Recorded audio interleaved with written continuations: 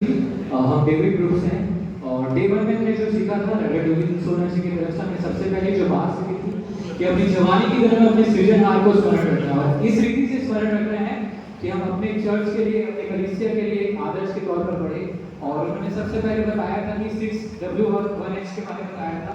इस फॉर्मूला के द्वारा फाइनली किसी भी वचन को इजीली डिकोड कर सकते हैं और उसको जान सकते हैं, समझ सकते हैं कि कैसे किसने किसके लिए किस वजह से किस कारण वजह से वचनों को लिखा था।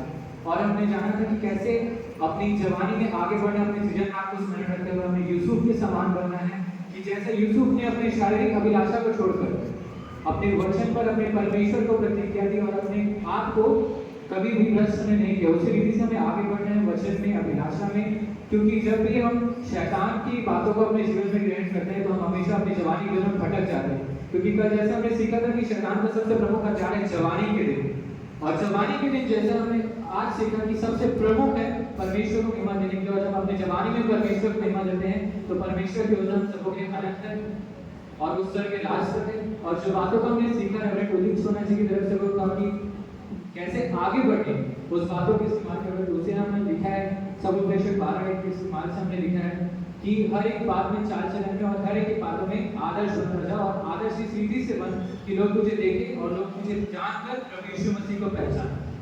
धन्यवाद।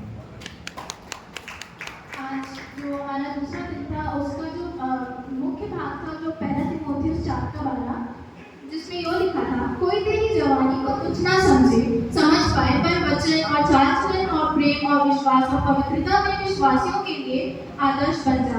पास्टर जी ने जिस बहुत ही अच्छी तरीके से ये 5 बातों को हमें समझाया, जो कि 5 बात हम देखते हैं, वचन, चाल चलन, प्रेम, विश्वास और पवित्रता।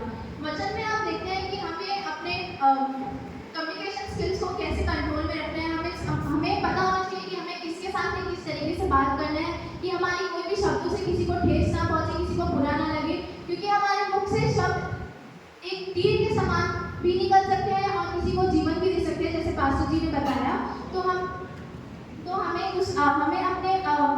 हमें अपने वर्ड्स पर ध्यान देना है। दूसरा जो था चाल चलन, हमें ध्यान देना है कि हम कैसे लोगों के साथ उठना बैठना करते हैं। हमारा सराउंडिंग बहुत ही मैटर करता है क्योंकि वही हमारे फ्यूचर को डिनोट करता है। तीसरा जो था वो प्रेम था।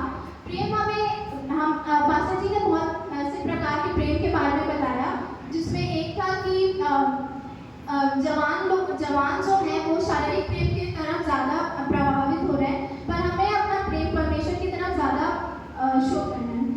चौथा जो था वो विश्वास, हमें विश्वास हनोक की तरह करना है, जिस तरह उसने विश्वास किया परमेश्वर ने उसे अपने पास उठा लिया। पांचवा और आखिरी जो था वो पवित्रता था। हमें पवित्र जीवन जीना है ताकि हम